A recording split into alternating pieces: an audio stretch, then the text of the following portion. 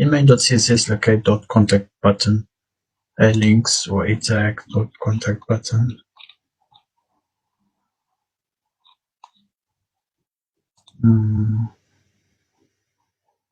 Which is the selector for anchor elements that have a parent with the contact button class. Beneath the properties already listed for contact button, a selector add contact button a position relative.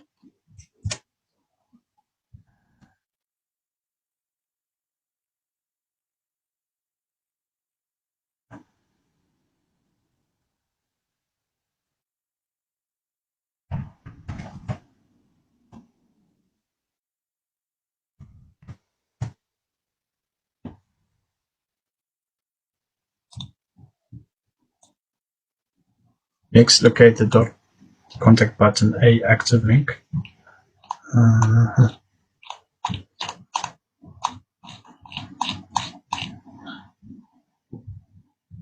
Okay, use it. It's a pseudo class selector which we use to style an element only while it's being clicked. Add the following CSS to the selector top pixels.